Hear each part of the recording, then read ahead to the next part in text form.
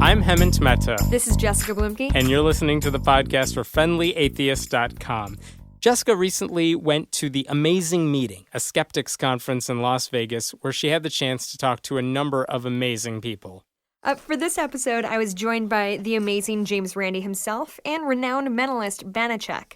We talked about the $1 Million Challenge and the difficulties of testing various so-called powers, the difficulties of performing mentalism and fooling people without allowing them to believe that psychics are real, and what they still enjoy about watching magic shows. Welcome to the podcast for the Friendly Atheist. This is Jessica Blumke, and we're coming to you from the Amazing Meeting 2014. I'm joined today by the amazing Randi and with Banachek. Welcome, gentlemen. Thank you for having us. Good to be here. All right. So we've got the $1 Million Challenge coming up soon, Yes, right? we do. Yes. And can you tell me a little bit about who is up for the challenge? Oh, Banachek will tell you about that. Well, right at this moment, we're keeping it a little bit low-key, simply because sometimes up to the very last minute, protocol can change, the claimant can step out, so we don't want to get you too excited other than tell you that it should be pretty exciting. Yeah. So I'll tell you this, the claimant that we have, I'm not going to give names or anything, but basically he says he can project a power from his hands that other people can feel. Ooh. Yeah. Ooh. I'm very excited about that. Yeah. Wow. And how does it manifest itself? It's basically, well, he has different ways that people feel it. Some people feel it sort of as an electrical charge. Some people feel it as heat. Some people feel it as cold. Some people just feel something. In other words, anytime that anyone feels anything, it's him. Exactly. Yes, that's pretty much what it comes down to. So I think he's pretty safe. He's got the $1 million. No question of it. No question at all. No. I think that'll be easy. And maybe. The hardest part is just coming up with a protocol that works for him and works for us, and we were even working that out today. So it's, yeah. Yeah, I have to think that's a very big challenge for everybody, because you have to come to a conclusion of, both of you say this is an acceptable. Yeah, well, you see, a lot of people ask, I just got a whole series of questions on this the other day from email. For some reason or another, I got stormed by this question from about 6 or 8 different people. Mm-hmm. I suspect a conspiracy, you see. People were saying, how do you decide whether or not, or judge whether or not the challenge has been met? Mm-hmm. And I reply to that, and it's right in the action and the description of the challenge. It says right there that no decision needs to be made. You don't have to have judges making a decision, because it's got to be done in such a way that it's obvious whether or not the challenge. Jump off this building. Right. I say I can fly. Okay. Oh, didn't work. Too bad. Sorry about that. However, that is a challenge we would not accept, because we know the consequences. Exactly, So, exactly. Well, we what they could strongly be, suspect. what they could be, and we don't want to be responsible for that. We I guess I strongly didn't think suspect. of that, is that you can't put somebody up to a challenge where they stand to... Anything where they're in danger. No. Oh, yes. No, or anything where they put other people in danger. Yeah. Right. And that's where you get to a very slippery slope when they start saying they can heal people and doing things like that. Because now you're dealing with real people, and how do you test something like that without putting those people in danger? Mm. Right, and I can't think of a way that you could test healing powers, right? Unless you're thinking, I cut myself and... I don't know, there's no way to test something like that, is there? Well, it really depends on what the claimant's claiming. What kind of healing, and what is it a human being that they're healing? Can you heal others, and do you heal yourself? What is it? Well, like you see, when you say that, now images go through my mind immediately. Healing powers. Uh-huh. I could heal a simple cut on my arm or something like that. Now, how would you test that? And I tell you how you would test that. This just springs into my fevered head here. That you would mark several, in indelible ink in some way on the arm, A, B, C, D, or whatever, 1 to 8, let's say, and then you would throw the dice to decide which one it would be, and then what you would do is you would wound the person at that. Yeah, I know. It gives you tips and something. Yeah, you would wound the person in that way, in some way that's approved in advance, and then you would tape them all up, and then so you can see how it would develop from that point on. And which one of them healed? Which one didn't heal? Right. But then Which you go one one did out you of try? 4, and how many trials do you have to do before it means something? Exactly. You got to decide all that sort of thing. It's a little kooky, And but how do it you keep can an eye be on the done. people to make sure that the Right. subjects They have aren't standard controlled. 'cause- Exactly. Do they sit there for? Yeah, well, of a course. day or what, Yeah, but you know? I Sit left here one. quietly. Yeah. Don't move. I left one point out. You see, you couldn't tell the person which one was going That's to be true. healed. Yeah. You see, and that'd have to be secret information, so it's double blind. But now you got to keep the subject and the claimant totally separate and make sure they don't accidentally meet each other. And one says, "Hey, by the way, I'll give you half of the $1 million if you'll take some." Well, we could tear the vocal cords out of the guy. You know. It's very. That's the easy part. My point, Yeah. though, it just gets so complicated. These things are not as black and white and as No. simple as Right. people think. They can be even very when you agree on complicated, yeah. protocol. It's Right. extremely difficult sometimes. Right. Oh well. Yeah. Well, so we'll not be testing that. No, not, Anytime soon. Not today. Not today, anyway. So you both have very publicly promoted skepticism. Can you talk a little bit about what it's like to sort of be a figurehead in the skeptics movement? I'll let you be the figurehead. You're much more of a figurehead than I am. Well, And a much better looking profile, and yeah. well, you can start to say, and I'll find out what you didn't say, and I'll say it. Oh, okay. Yeah. Okay. Don't leave anything out. No, it's interesting because I'm also an entertainer, and Mm-hmm. I entertain by performing the things that I say aren't genuine. Mm-hmm. Except I say that I'm not real. I'm not a psychic. But there's quite a few performers out there that they rely upon other people believing in what they do to be able to perform their supposed tricks, and they want people to say that, and they get very upset with me because they say, well, how can you be a performer? How can you be a mentalist doing these mind magic things? And then at the same time say that it's not real. Doesn't that sort of defeat the purpose?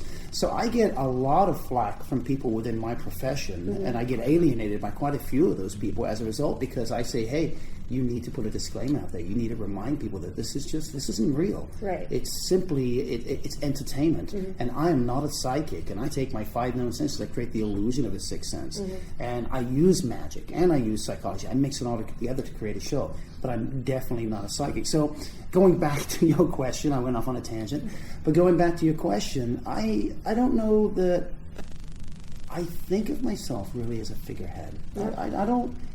I can't say that I do. I don't. I mean, not in the same way that Randy is. Sure. Or Well, you don't have a meeting named after you, so... That's exactly right. See, no, exactly right. But I take a lot of hits, but I also get the good with it as well. So, and I help to change people's lives. So that's the positive for me. The fact that I get people saying, I hadn't thought about it that way before, but now that you mention it, now that you gave me this story, now that you put it in context, I'm reevaluating it. I did a show with Joe Rogan not too long ago, and then I saw Joe after I had performed at his TV show. I saw Joe a few months later, and he came up to me and said, Banachek, he said, you completely changed the way Duncan, think about psychic phenomena. I mean, completely. Up until that moment, I was sort of leaning maybe into believing in a lot of those things. But then when you showed me you could do it as well, if not better than those people, it completely threw us for a loop, and that's a good thing. Yeah. Yeah, well, many people don't have enough experience of performers like Banachek, for example. And I often do mentalism stunts when I'm doing my lectures to illustrate points. Right. And I'll have people come, well, the same way with Banachek, have people come to me afterwards and say, wow, I saw something similar to that. It wasn't done as well or whatever, but I had believed it before. I've got to think twice. As soon as they come up with that phrase, I'm going to think twice from now on. Victory, Yeah, right there. Exactly. Absolutely. Because that's the win. idea, is to get them to think about it. It's not to shove something down their throat. It's not to change completely the way they think about something. It's to give them enough information where they can make a critical decision for themselves as to whether they believe or not, or whether they want to research a little further, or simply saying the smartest thing a human being can say is, I don't know. Right. Yeah, very true. Well, and that was interesting what you said about getting pushback within the mentalism community regarding that you're ruining the fun, I guess, for people? Well, yeah, but I don't see it as ruining the fun because people are still amazed when they walk away. They have no clue how I'm doing it. No, absolutely. They just know that I'm not a psychic. And it's been interesting because in that arena, in the mentalism arena, I do sort of see myself more as a figurehead. And I know that I've changed a lot of way that people present mentalism, and they credit a lot of that to me. And that I mean, I'm very humbled by that, but it's a good thing. Yeah. So, what do you think kind of so you're all coming from the entertainment community when we're talking about skepticism. You come from entertainment, mentalism, magic, things like that. And then you've got people who are coming as PhDs, who are, doctors and things like that. How do those two aspects blend to make the movement stronger, in your opinion? That's a complicated question. It is a complicated It question. is. I realized that as I was saying it. It's interesting. Shame on you. You mentioned about being a figurehead, and there was one thing after now when you were giving that question, I thought about that for 1 second, and it is a thing of we find, and I'm sure Randy has found this through the years, that you have to think a lot more about what you say and do, and a lot more. You can't just go out there and say things. You've got to do a lot more research, and you've got to make sure that you're right. Because if you're wrong about one little thing, they will grab onto that, and that's the thing they will pound you with. In desperation, they grab that. And so I do find that as sort of the figurehead in the movement of the issue. But I think that's also where, when we work with scientists and we work with those people, coming back to your current question, I think it gives a lot of credibility to the movement on many different levels, and it gives us credibility as well, because they're willing to sit there and they'll say, look, Randy may not have a PhD, but he's the smartest man I know when it comes to this stuff. Well, no, I understand that to a certain extent. But I've got to differ with you on something you said just a couple of minutes ago. We could go back into the tape, but I won't embarrass you. No, go ahead. You said something about your 5 senses. There are more than 5 senses. Yes, there's up to 20 senses, but the 5 senses that most people think of. Okay. But there are lots of some senses that most people don't know about. Sense of temperature, for example. Sure. Temperature. Now, how could that enter into it? Well, for one thing, this business, you've probably seen the mentalism stunt. I'm holding up a hand now, okay? And suppose you aren't seeing which hand is held up. Okay. All right? Hypothetically. Okay, there you go. People at home don't know which way. Now, you tell me which hand I just held up. Look at the difference. Oh. The pale hand and the flushed hand. You see, it dies away very quickly. You have to watch very quickly. And to our radio audience, our sonic audience, our audio audience, whatever, I would explain that I just held up one hand above my head and I held the other on the table. And when you lower both hands, if the psychic would now turn around and determine by some sensory means which hand I just held up. Right. Now, chances are 1 and 2. That's not very big odds to beat, of course, but it would just be the paler hand. Right. And it depends on your age, and it depends on your Afro-American too. It would make a great deal of difference, you see. And these things we've got to take into account all the time. It's really interesting. So do you think, as professionals in the magic mentalism world, do you think you have a responsibility to make sure your audience understands that this isn't real, this is an illusion I'm using? Yeah, a lot of magicians will say, and they love to use this, and I just think it's so faulty, but I hear it all the time. They'll say, when you're on a stage, if you're doing Macbeth, the actor doesn't stop and say, oh, wait a minute, just want you to know I'm really not Macbeth, because it's all about context, right? When you go see a play, it's a play. Right. But using that same stage, if I get a neuroscientist up there and he's talking about the human brain, after a while I start going, okay, this guy is really a doctor and he knows what he's talking about. He's not an actor, and it's context. When I go on stage and I perform these miracles of the mind that people cannot explain, that look like they're psychic, I become sort of the authoritative figure on that. Whatever I say, because they need an explanation, whatever I say is pretty much the direction the majority of those people are going to go. Now, I know there's people that are going to come to my show that aren't going to believe no matter what I say. There's going to be a portion that come to my show that aren't going to believe no matter what I should say. Did I say that? Did I say that right? Or did I just repeat myself? That was all mixed up. Yeah. We forgive you. Okay, so there's a portion that come and they believe no matter what. There's a portion that come that won't believe no matter what I say. Yeah. But there's a large portion that come that have never seen this before. And they have no clue what this is. And it looks real.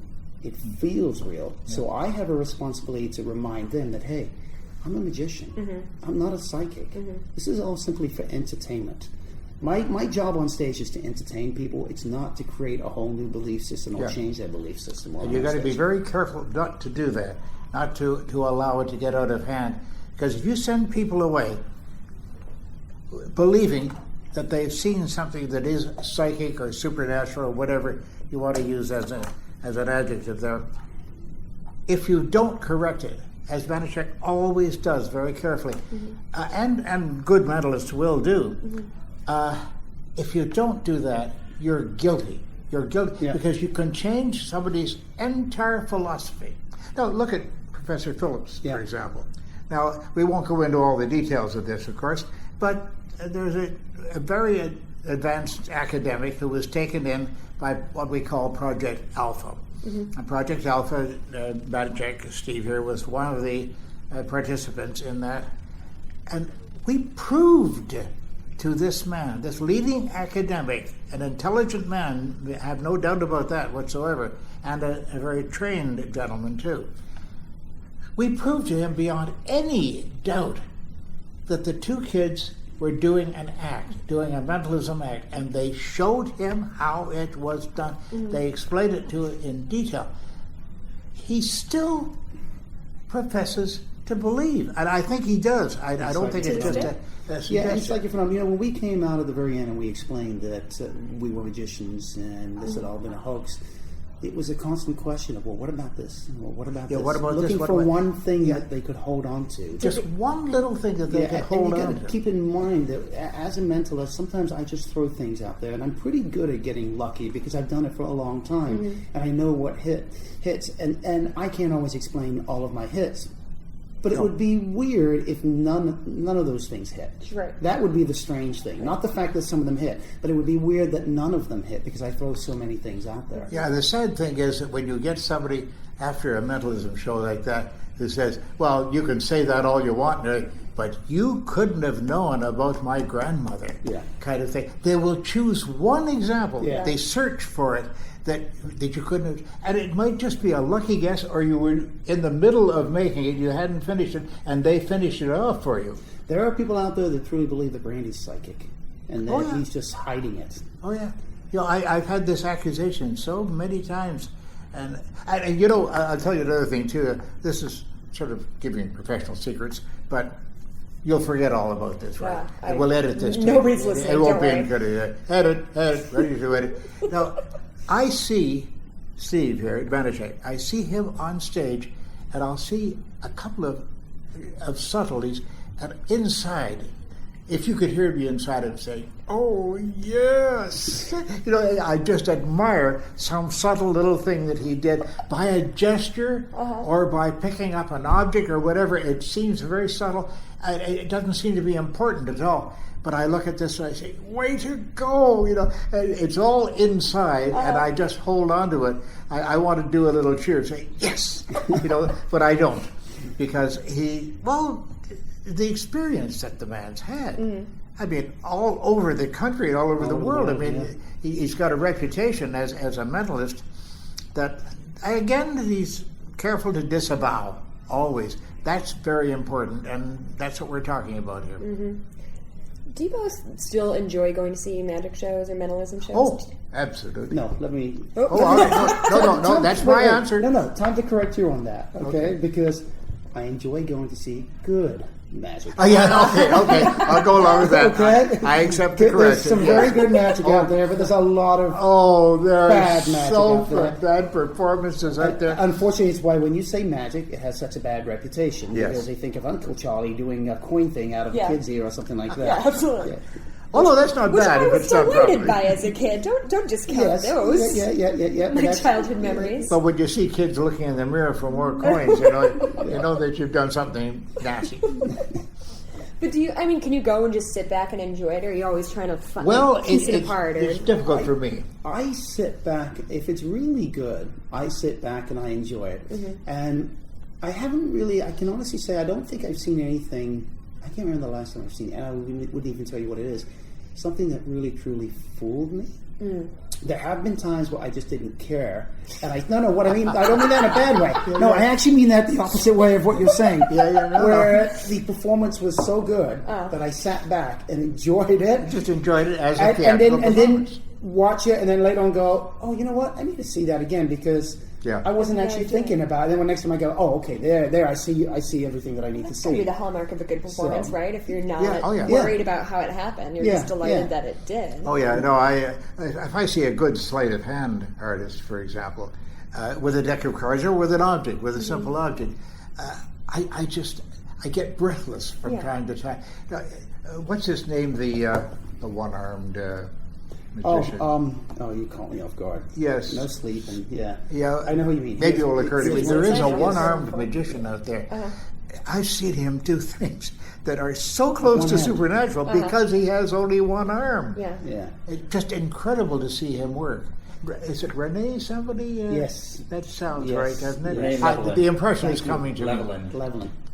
That's the audio tech. He doesn't get to talk. Renee Levant, yes. Renee Levant. Yeah, I got that from the far off mists of the time help is whatever. trying to get in on the show. You just typed in one-armed magicians. It came right up, right? So you did? Yeah, exactly. See? Magic. Just came to my brain. Yeah. Oh, I've got a different. You have a pen in front of you here. Magic a blue and white a radio show? student pen. All right. So Randy has a blue and white pen. He's just taking the cap off. He's cap putting it on the other here side. to be It's on the done. table. Would you hold that Certainly. funny object for me? That's I'm his holding cane. the I'll cane. roll it by sleeves. You'll see nothing here but a pair of skinny arms and a cheap wristwatch. Well, it's not all that cheap, but this is a new.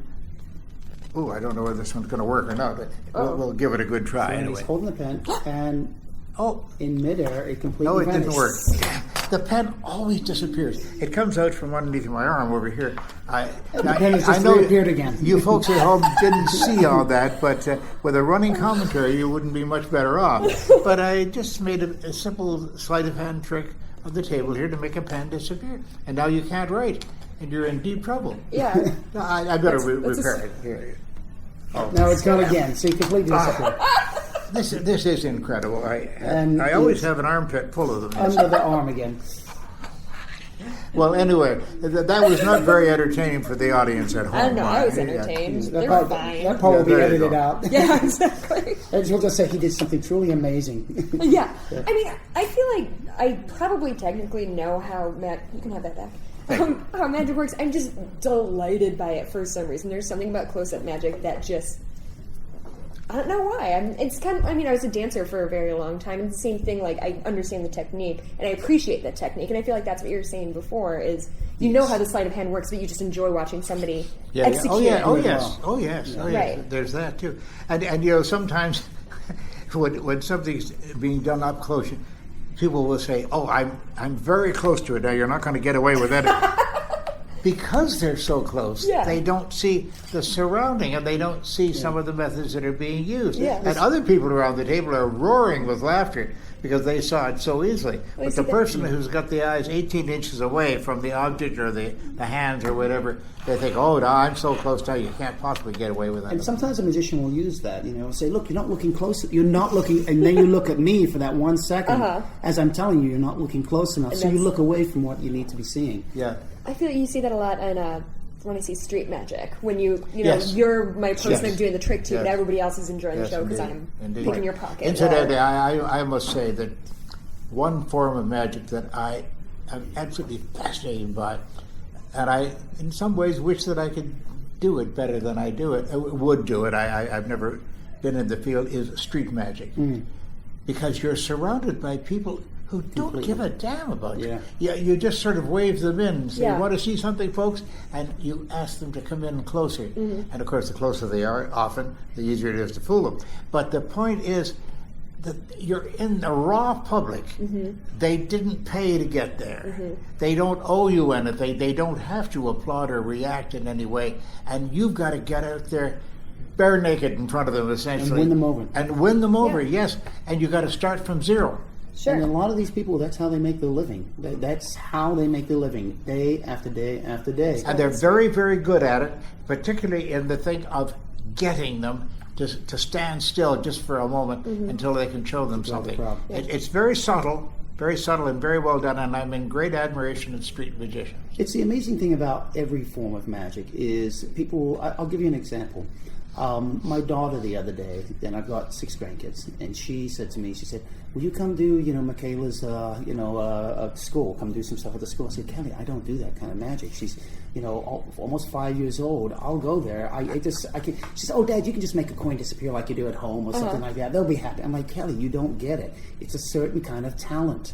And she said, "No, you can just do it." So I call my friend. And Jamie Salinas comes. He says, "Oh, you know what? I'll come do it." I said, "I'll pay you." He said, "No, don't have to. I'll just come do it." So he comes in, and he's got all the little kids there, and they're looking to the right, they're looking to the left, they're doing this, they're laughing this, and my daughter turns to me and says, "Yeah, Dad, you would have sucked." And she's right. Yeah. Because every area of magic takes a certain kind of talent. It's very few magicians that can actually do 2 areas of magic and do them both very well. Very true. Very true. It's almost like asking Vladimir Horowitz to come to your school. They haven't got a piano, but play anyway. Just a couple of notes. That'll do it. Yeah. So what draws people to different kinds of magic? Does mentalism attract a certain kind of person, whereas close-up magic attracts another? I think it attracts similarly. But mentalism is something that in many cases people will go great distances to see it if they believe that it might be real. And that's why what Banachek does, the disclaimer, is extremely important. And I wouldn't accept him any other way, mind you. Sure. But that's a very ethical thing to do. Very, very ethical, and I know that he'll continue it. And what's interesting about mentalism is it is a very obscure area of magic. When I started out with mentalism, I didn't know there was magicians that did mentalism or did mind magic. I really didn't. I read Randy's book, and it was about a psychic who claimed to be genuine. So I knew that there were psychics that used these trick con type methods, and I started putting my own methods together, and that's kind of how I got started. Most mentalists, I only know of one other one, but almost every mentalist that's out there started out doing regular magic and then moved into mentalism. And it's a very different way of thinking when you're doing mentalism as opposed to doing magic. I'll give you an example. I had a friend who's a magician, and I had come up with a thing where there's basically 50 words, and you're using homonyms of the words, and there's like 4, like right, W-R-I-T-E, R-I-G-H-T, and so on. But there was 5 positions that could be chosen. We only had 4 words that were duplicates that were written differently. And so in the last one, I put the word ripe, R-I-P-E, because it sounds like right. This is a mentalist way of thinking. I can go, is your word ripe? And if I see you smile, I know it's ripe, right? But I go ripe, no, right, it's right, isn't it? I've got a hit. So either way, I see the hit, but I'm going off your reaction. Right. My magician friend put the word wrong in that position. He thought it was very clever to say, would I be wrong if your word was right? And if you go, yeah, you're wrong, yeah, then am I right that your word is wrong? That's the difference. That's how a magician would see it, as opposed to how a mentalist sees it. Oh, does that make sense? Yeah, absolutely. Well, we're just about at a half hour. Just to wrap up, when already? Oh, it's been such fun. Hallelujah. That I was should really charge sarcastic, Randy. That hurts my feelings. I was having a great time. I was too. I had no clue what he's talking about. So just to wrap up, when's the last time you were just utterly amazed? Well, I'm amazing, so that's hard for me to... All right, Banachek? Well, I'll tell you. No, I shouldn't mention his name, but I was at a gathering, I think it was in Europe, and someplace in Europe, and he was going from table to table. It was in some sort of a cafeteria sort of setup where people were sitting around tables having lunch or whatever. And I saw the guy, and I recognized him, I know him well, and I saw him going from table to table, and he would always get from that particular table, as he turned back for the denouement of the trick, they were going, wow, kind of thing. And I thought, I wonder what he's doing, see. And I won't go into the details of it, but as he came around to my table, he looked at me and he gave, well, have you seen now, and I'm now putting the index finger of my right hand up against the right side of my nose and just moving it sideways as if to flick something off my nose. From the, I know, but it's like the old mafia, like the boys are in, Yeah, this business here. Yes. But that's from The Sting. Yes. From the sting. Yeah, the cons. That means when you do it with another magician, I know what's going on. I'll cooperate. I'm in the bag already. Ask me anything, I'll say it's right. You know. Yeah. You're going to stooge for him voluntarily, and as the fellow came over to the table, he spotted me, and he did a sort of recognition thing by drawing back a bit with a smile, and he did the nose thing, and I thought, oh well, maybe I'll be called upon, but it was somewhat different. The trick was so simple, and no one at the table caught him at it at all. And when I just watched the whole thing happen, and my mouth hung open because it was really astonishing. We'll talk afterwards, Steve. Oh, okay? That's it? Really? You're going to leave him hanging? Yeah. Yeah. No, I can't. I wouldn't mention the gentleman's name or even the country that we were in, but. No, it was a great moment for me just to see this thing and see the astonishment on everybody around the table and know how simply done it was. It was it was classic. It was classic. The best magic has a very simple explanation. Yes. The worst magic usually has the most complicated explanation. It's true. It's absolutely true. I mean, some of the best magic is just so sweet and it's so simple and it's just so uncomplex that you just don't think that would ever be the method. No. Yeah.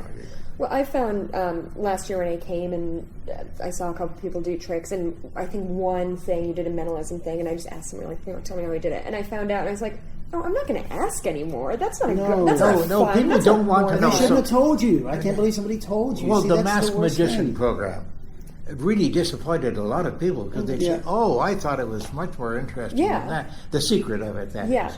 Yeah, you have a nail in the box or something like that. You know? Right. Oh, I thought it was something supernatural, something super scientific or whatever, you know? Yeah, and ever since then, I don't ever want to know. It's never going to be better than... Well, we won't tell you. Yeah. We'll spare you that knowledge. There you go. I'm amazed every morning when I wake up that it's another day. Yeah, me too. And I'm here. Oh, yeah. Know? And there's so many amazing things that are just not pseudoscience, but just natural things in the world that I don't have to follow any sort of pseudoscience to be amazed by stuff. There's just so many beautiful, wonderful, almost... You can explain them, but some of them are almost inexplicable. Just the beauty of something amazes me in this life. Well, Steve, at my age, you see, at 85, you know, I have a somewhat different attitude on that. I wake up in the morning, I don't move my head, and I look at the ceiling and say, I guess I made it again. I look sideways, look to the other direction, look up at the clock.